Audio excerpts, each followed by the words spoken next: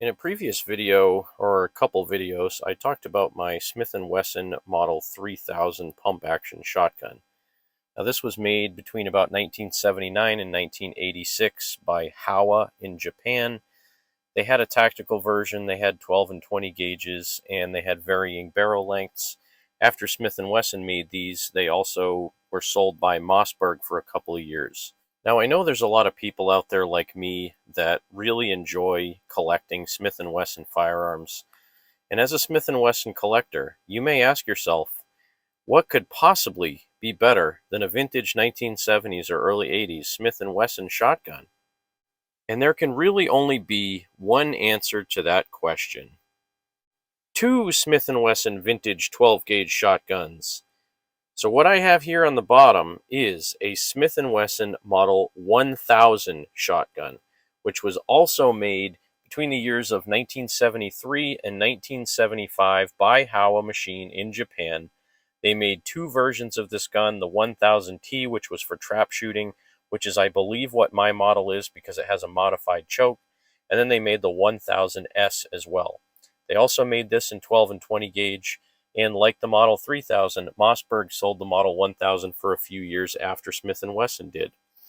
Now this one is a little bit more finely made than the Model 3000. You can tell the wood on both of these is excellent wood, but the grain on the Model 1000 is a little bit nicer.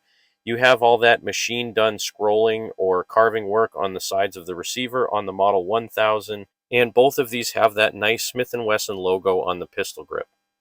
Now again, you can see here on the receiver, Smith & Wesson, Springfield, Massachusetts. This is proof tested. Look at the chrome bolt on this thing and look at that gorgeous scroll work. Now again, you look at the finish on the Model 3000, still has a chrome bolt, but the finish on the bluing is not as good. This one does say it's a proof tested barrel as well. Again, the Model 1000 has a modified choke, and it says right there, made in Japan to Smith & Wesson spec. Again, another shot of that gorgeous scroll work and the bolt release button, which is on the left side of the receiver. And if I switch over to my Model 3000 again, you can see that this one has a POL cylinder choke, which might stand for police cylinder or extra open, but it's basically just a cylinder bore choke.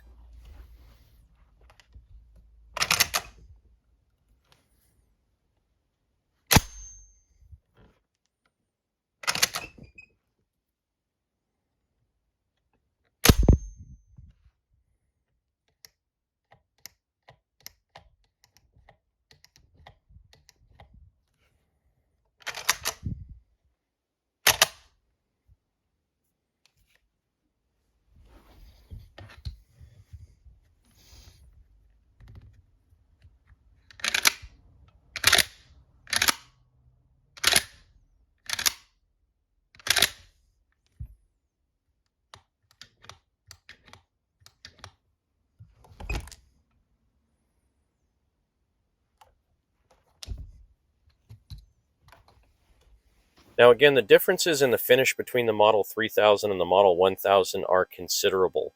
The Model 3000 definitely looks to be more of a utilitarian piece, where the Model 1000 seems to be more of a nicer, higher-end sporting shotgun that you would see in this time period. The Model 1000 has a nicely checkered vent rib on the barrel, and it has two bead sights. About halfway down the barrel, you have a little tiny bead sight. That's a silver-colored one. And then when you get all the way down to the muzzle of the gun, you have a much bigger silver bead sight. And these are really nice for picking up your target quickly.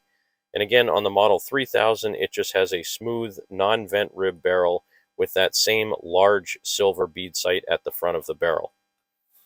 The fit and finish of the furniture on both of these shotguns is exceptional.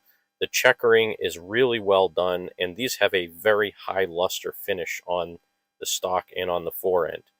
Again, you can see that the wood on the Model 1000 is a little bit nicer. It has a little bit more of that tiger striping in it, and it's a very well put together gun. Looking back to some ads from the early 70s, this is from 1974, you can see that shotgun in the ad.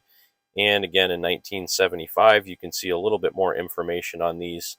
They really were marketing these to be very high-end, nice sporting shotguns that people could buy for an affordable price. And prices do vary over time. You can still find these shotguns on Gunbroker for around $450 to maybe $600 in 2024. I feel like I got mine for a very good price. Again, Cabela's has just had a rash of really nice shotguns that have been on sale lately. I paid $300 for this shotgun out the door, and I really feel like I got a good deal. Now, they used to make the model 3000 in a police and tactical version, so you can see here basically had chote machine and tool furniture and folding grip on it. But if you look at it a little bit more closely, they actually did mold the Smith and Wesson logo into the pistol grip on this thing. However, I really like the Model 1000 and the 3000 that I have.